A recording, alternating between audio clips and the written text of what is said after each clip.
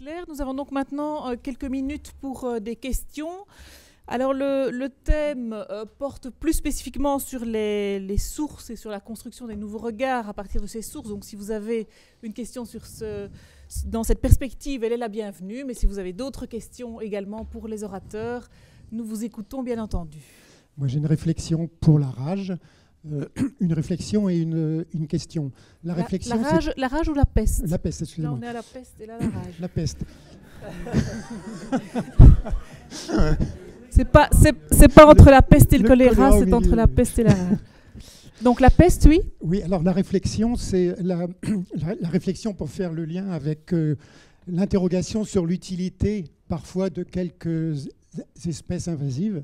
C'est que la disparition de la rage en Europe est suspectée liée à l'apparition du... La peste ou la rage? La peste, pardon. La peste est suspectée liée à l'apparition du surmulot, qui effectivement est dominant par rapport au rat noir et a fait disparaître la peste. Donc on peut aussi avoir des cas d'espèces invasives qui sont très utiles, y compris à l'homme, sur des aspects importants. La question m'est venue dans la description que vous disiez sur les premières idées de la transmission de la peste par des animaux qui transportaient des miasmes ou qui causaient des miasmes, et donc on les déclarait puants.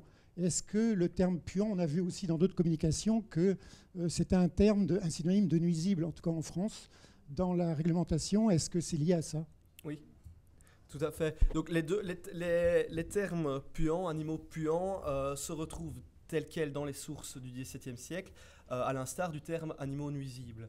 Donc ici, dans la mesure où l'animal puant est nuisible, puisqu'il va être nuisible pour la santé des habitants, ben, en effet, l'animal puant est synonyme de nuisible. Je pense clairement. Bonjour. J'avais une question par rapport aux archives nationales. Je voulais savoir si ce qu'on peut trouver sur la BNF, dans les archives qu'on peut trouver sur le site de Gallica de la BNF, c'est la même chose ou pas? Non. Je voulais un peu ça. Non, d'un côté, vous avez les archives nationales qui conservent donc les archives des administrations de l'État. Et de l'autre côté, vous avez la Bibliothèque nationale qui conserve des ouvrages, qui peuvent être également des mémoires, des brochures, mais qui, en principe, ne sont pas issus des administrations de l'État. Alors, il peut y avoir des exceptions pour certains fonds, mais normalement, c'est comme ça. Voilà. Donc, vous ne trouverez pas la même chose. Et oui, c'est complémentaire. Oui. Je vais juste vous demander de vous présenter quand vous posez votre question. Bonjour, François Darlot. Je voulais poser une question à Monsieur Baron concernant la rage et le renard. Donc, l'enseignement de cette situation tend à montrer, je pense, que l'acharnement sur l'espèce ne traite pas la maladie.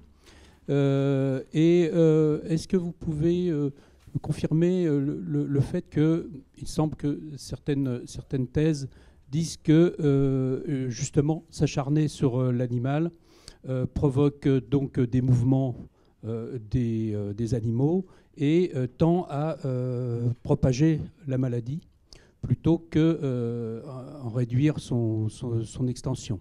Enfin, pour finir, je pense qu'il faudrait peut-être tirer l'enseignement du traitement de la rage par la vaccination, l'appliquer à la maladie qui est en train de s'étendre, l'échinococose, plutôt que là aussi s'en prendre avec acharnement à cet animal, plutôt le traiter par des méthodes comme cela a été fait pour la rage. Merci. Alors, je ne veux pas être définitif sur le fait qu'il ne faut pas éliminer une partie de la population. L'OMS, lors de l'épizootie, recommandait 0,3 renards au kilomètre carré, ce qui a peut-être été atteint. En fait, on ne sait pas le chiffre exact de renards en France, ni combien sont tués exactement.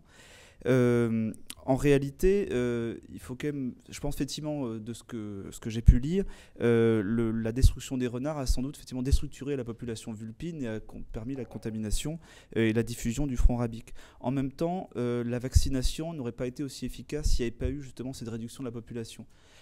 Jusqu'au bout, c'est-à-dire jusqu'en 1998, l'OMS continue de demander justement une réduction de la population pour que la vaccination soit efficace. Donc finalement, c'est pas l'un ou l'autre, je crois que les deux sont allés ensemble, mais c'est vrai qu'au tout début, début, en tout cas, ça a sans doute facilité la diffusion du virus rabique. D'autres questions? J'ai moi-même une petite question. La présence d'affiches et de cartes postales de Belgique dans votre panel documentaire, est-ce que ça témoigne de l'échange d'informations entre les deux administrations? Oui, je pense. Et il y a des documents concernant la Belgique, donc ces documents iconographiques. Il y a aussi plusieurs boîtes concernant le traitement du dorifort dans d'autres pays européens, pas seulement la Belgique. Voilà, l'Angleterre, l'Allemagne, et il y a beaucoup de choses concernant l'Allemagne, puisque en 1940, l'État français s'intéresse à savoir comment l'invasion de dorifort a été traitée en Allemagne. D'accord, très bien. Y a-t-il encore des questions? Bien, mais alors je pense que nous pouvons conclure notre session et je remercie les orateurs.